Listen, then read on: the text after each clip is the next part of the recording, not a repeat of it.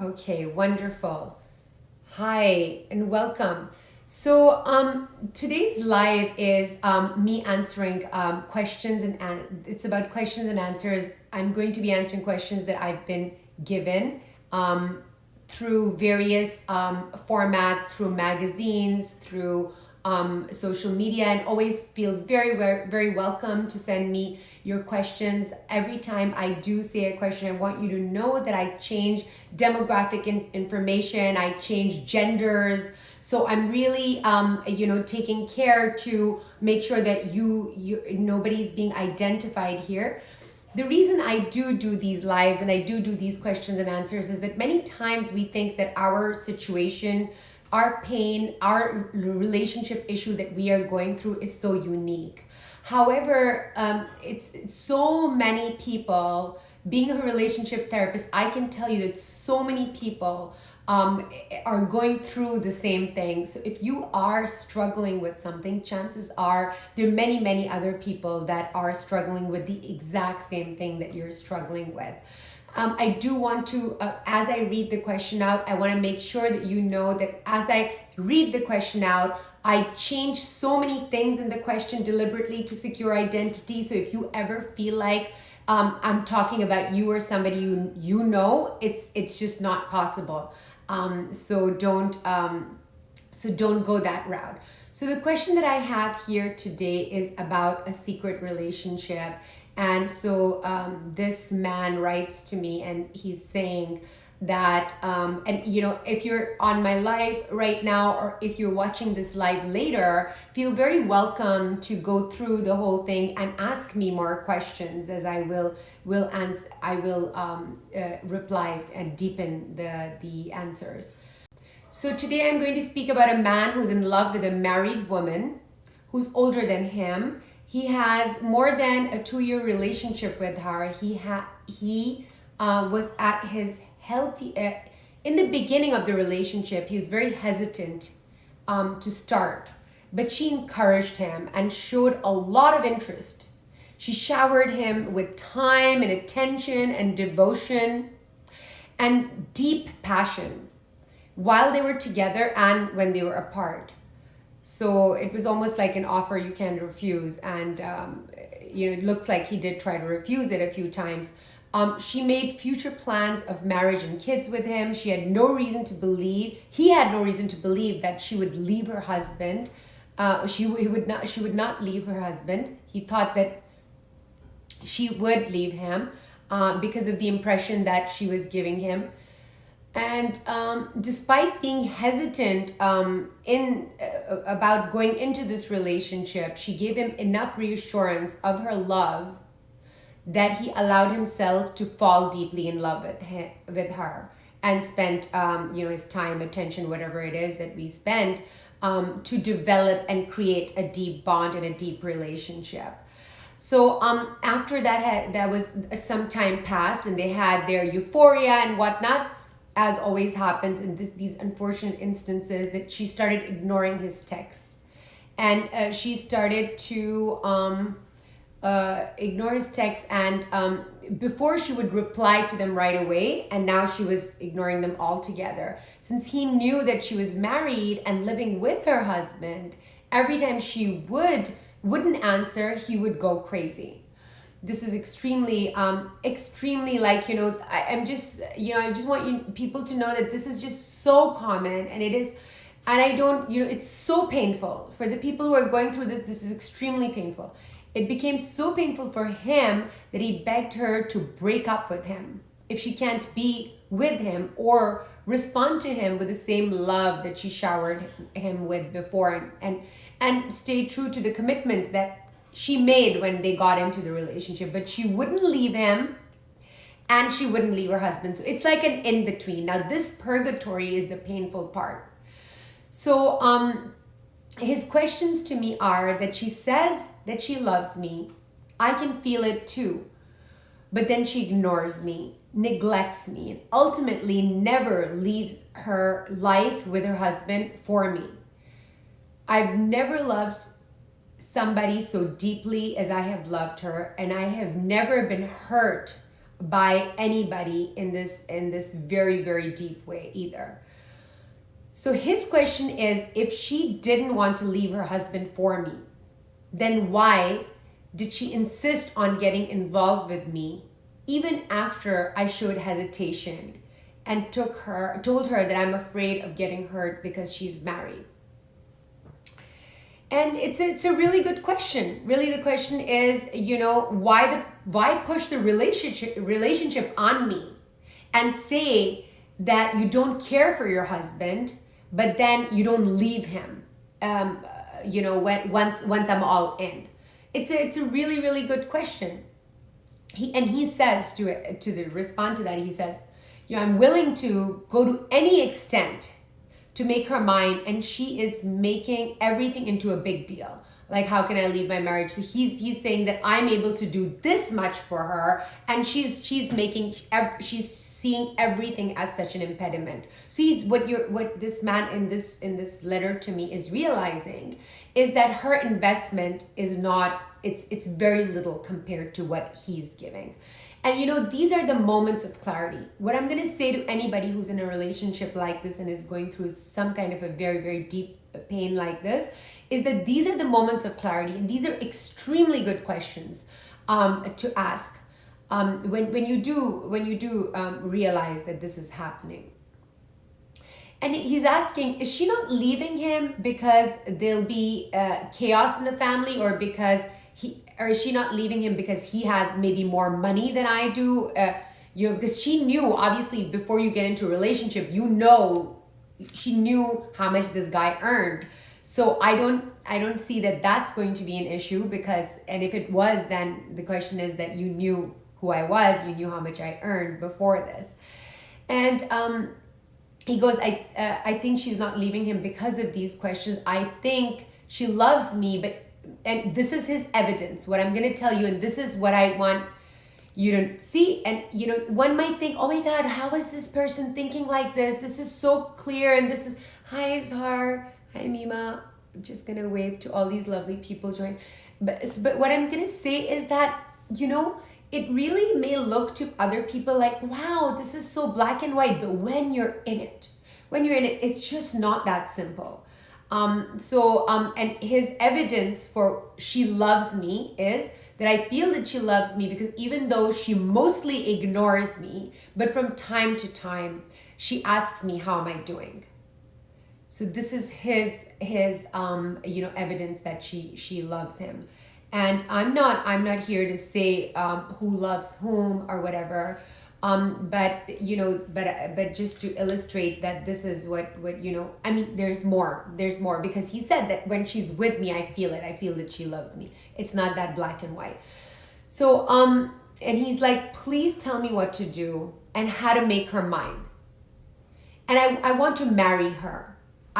I know that the status of our relationship. I think he said, I don't know the status of our relationship. I think we're together, but sometimes she ignores me for weeks and a month. And then she reaches out, but she's the one who reaches out again. We hardly talk, and we haven't been seeing each other. So now what's happening is that he's becoming even more and more desperate, and she's coming in and going out according to what her need is, and when her need is met, she goes away. Now, I'm not saying that this woman is any kind of a bad person and this is what she wants to do with her life. I just want to also say about genders that whatever situation I'm presenting, you can flip it and it's the same thing. It's the same thing. Like, you can change that, women do this to men and men do this to women. And those people who are on the other end, like this woman is, nobody's doing this because they decided it was like a preconceived notion. You know what I'm going to do? I'm going to destroy somebody's life today. I really don't believe that, that's the intention. So what does this say? He was trusting her. Okay. So what it says here is that he was trusting her to her own intention, with her own intention. Then when she was engaged with him, his hesitation was to avoid, which is exactly what happened. Okay, I'm sorry, that's like my little note for myself. But what I'm going to say about this situation, which is unfortunately extremely common and extremely painful, is that he still, you still want to, he still wants to marry her. And what I want people to understand is if you're in a relationship with a married person, there are different kinds of married people who will be in secret relationships. There's that person who really their marriage has been dead for a really long time and they just want out, and those people jump ship quite quickly. And but those people that are just like dissatisfied, they have an abyss inside them and they're trying to look for the next fix. And when I say the next fix, it sounds like addiction, and it exactly is like that, and it feels like that. And when you are in a place and you reach out to people wanting this kind of a fix, many times somebody who engages with you also starts to behave and feel in those terms of addiction, that it feels like, oh my God, I can't live without them. So in order for a married person who is in a relationship, understand that, I understand that there were other parts of this question that I deleted, but the other parts were that their sex is great and that there was no real sex going on in the marriage. A relationship is bigger than sex. It's bigger than a lot of things. There's so much history there. But do married relationships break? Absolutely. But for a married person to leave their relationship and then come to this secret, any kind of a secret relationship that they want to engage in, they literally have to go against the grain. So they're literally, imagine that there's like a stream of water, they have to walk against water to do that. Now, can people do it? Absolutely, and people do it. But here's the thing. If you are in a relationship with a married person and they haven't told their partner, that whether they were liars before, whether they were I'm not saying that they were liars. I think what I want to really say is not that they were liars, but that they were lying. If they weren't lying before this, they have now started lying. So I'm not saying that this person was not somebody with integrity all along. Maybe at some point in their lives they did have integrity, but at this moment where you meet them, their integrity is at an all-time low. In order to make the work of meeting with you or carrying on this relationship, they have to lie a million times. And so what happens is that the integrity of the person, let's say that it was here, it starts to become lower and lower and lower. And so, and what do you need? What do you need in order for this person to actually make it right for you? Make the promises. You need their integrity. And what does it take for a person to have integrity? It takes courage. And so that means their integrity is low, their courage is low. What needs to happen? At some point, this person needs to get up and say to their partner, to their husband or their wife, to their married partner, to their spouse, I can't do this. I'm lying to you. This is not right. I wanna make things right. I don't love you anymore. Whatever it is, whatever their truth is, to say the truth, and then to come to you and do that. So now, unfortunately, you are meeting this person at their lowest point of their integrity and their lowest amount of courage. And I always tell people who are in these secret relationships that in every relationship, the very beginning part of the relationship, that's many times called the involuntary part of relationship, as Gary Chapman says it, and many other psychologists have different names for it, but it's a very, almost like the honeymoon period in the beginning. That is when you have the most capacity, the most amount of give. And if you weren't able to convince your partner to be able to make a move at that time, because that has a lot of pressure, yes, you're attracted to them, but they're very, very attracted to you, and they want this. And they couldn't use that momentum of that force to make that move, to do that upstream move, to walk against the grain, to rise up and to find that courage to make things right and to do things right. then it's very, very likely that they're not going to. And your relationship is going on to 3 years. You're a young person. I will say that what I'm going to say to you, it's not going to be easy for you to hear.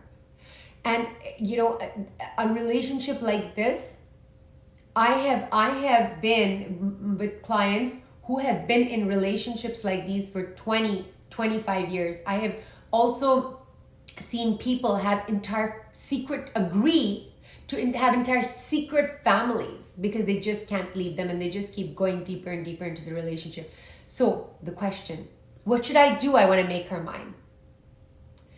What I want you to do is, the answer is a longer one, because if you want them to treat you with value and with integrity and with respect and with love and not ignore you and not, treat you like a second-class citizen, and when I have time or when I have a big desire, I'll come to you, then you have to treat yourself like that. That would be the background thing of what I'm going to tell you. But what the mechanics of this, or if you had a panoramic view of this relationship, I will tell you, is that if you really, really want this person, then, make a decision, give them a chance. I don't, and say, listen, if you can't do it, like, I understand, but I can't do this any longer. And then stay true to that. Test your relationship, and stay true to that. And then don't speak to them. Don't call them. Don't accidentally call them. Don't call them for with excuses and this, that. Literally go and have a different life. Enjoy yourself, develop yourself, do things that can heal you, that can make you feel loved. Why am I saying that? This is not what you want to hear. Why? Because when you pull away, that's the only time they might have space to come. So what were you telling me before in the relationship? The way this was presented is exactly like, I want to say, let people think that this is so unique. This is exactly how it happens every time. It breaks my heart. It happens. The person who is the gentleman in this story, he's hesitant to come in. Why? Because he's probably had a hurt in the past. He doesn't want to get hurt again. He's hesitant to come in, right? And then she's like what we call love bombing, pushes him, and she's like giving him the perfect scenario, and he comes in. So what was happening before? This woman was pursuing him. So she's pursuing him and he was retreating a little bit. And the dynamic always is, the more you retreat, the more I want to pursue you. So she's pursuing him. But then when he comes this way, they have like a nice honeymoon period. But then what happens is that this person, the guy, he got hooked. He got hooked to her, and then when she started to move back, he started to follow her. So now the game is completely changed. The game is that she runs away and he follows her. So the pursuer-retreater dynamic is literally, and another way that it's written in psychology is pursuer-distancer dynamic. You can read about it, and it's literally like emotional physics. The more you run away from me, the more I want to run after you. But because I get nervous. And then this one, the one who's running away, says, well, the more you run after me, the more I freak out and the more I want to run away from you. So now there's space, and now this one's going to run. So it's like an endless dynamic. How do you change it? Generally speaking, this dynamic is very, very difficult to change where the person who's running away makes a move. To change the dynamic, the simplest way and the most common way and the most done way is that the person who's pursuing, which in this case is this gentleman, needs to stop pursuing. And when would you do that? Why would you, because you have this almost like this craving and this crush and this thing. You would do that when you are sick of it. You're just so sick of it. You are burnt with the hurt and the pain. That's when you'll stop. You stop and you stay still. And what you'll notice is, it's like magic. What you'll notice is that this person will come here. If you guys have questions, keep asking them, and I'm going to keep replying also. if one pulls away and starts living their lives in a healthy way, what if the person comes again and you started to get the flashbacks and you start to feel the same way again as you used to when you were vulnerable? When you pull away, you gotta really do it right. You're pulling away, and you are not just pulling away, you are literally pulling away, but also creating your own life. There is work to be done. When the pursuer stops pursuing the person who's retreating, and they stay still to see if the person who's retreating or distancing themselves is going to come back, you actually do real work. What is real work? Real work is tapping into your joy, finding out who you are, living out your life, doing things that are fun, honoring yourself, understanding what happened. When did I give up the rights to my life, to my thought? When did my life become about, is she going to text me or not? When did my day depend on somebody looking my way or not looking my way? I don't even know who I am, right? So you discover yourself. And when you befriend yourself like that, it's almost like, we are so good with our friends, right? When our friends or children or nieces or nephews, people we care about, when they're hurt, how perfectly do we know exactly what needs to be done? That is the kind of camaraderie. That is the kind of, that's the kind of, affection or sort of watching over or protectiveness I would like for you to have for you. So that doesn't mean that when the person does come back that you roar. What I'm saying is stay still. Isn't it equivalent to leaving them? What if one doesn't want to leave them? It's not equivalent to leaving them. It's equivalent to having your boundaries and saying, I'm also a human being. This hurts so much. I realize and I admit I've been stuck in a cycle. I can't come out of this cycle. And this is my thing. You want to come to me? Like this person said, I know this is not your thing, but this person said to me in this letter, I would do anything for them. So if you would do anything for them, then build yourself up. Because who is she coming to? You were a very attractive, and when I say attractive, I don't mean the face and the hair. I mean attractive in energy, in who you were in the beginning. But when you are in a relationship like that, it cuts at you. It cuts at you to the point, it's like death by paper cuts. It cuts at you in a way that it doesn't leave much of you in that relationship. So build yourself up, build yourself up. And it's not leaving, it's not pursuing anymore. Not pursuing somebody is not the same thing as not leaving them. There is many times a person might think it's giving up. It is absolutely not giving up.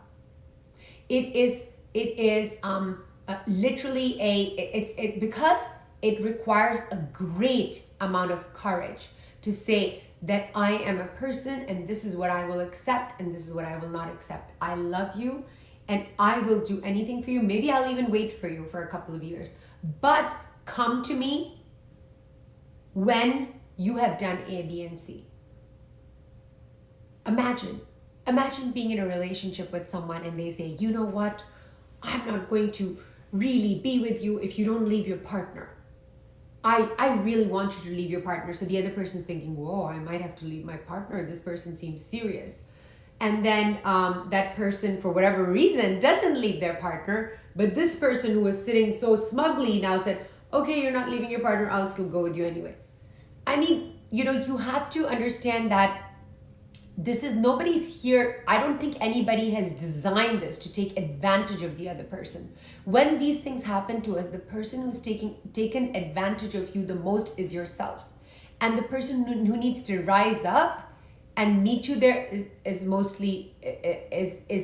most importantly you. So no, it's not equivalent to leaving them.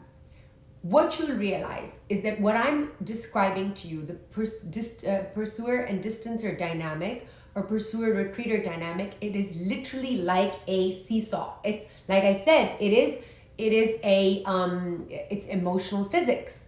If you seesaw, okay, if you're gonna put weight here, this is gonna come up. That's just the way it is. It's just I didn't make these rules up. Go ahead and pull away. Watch, just watch.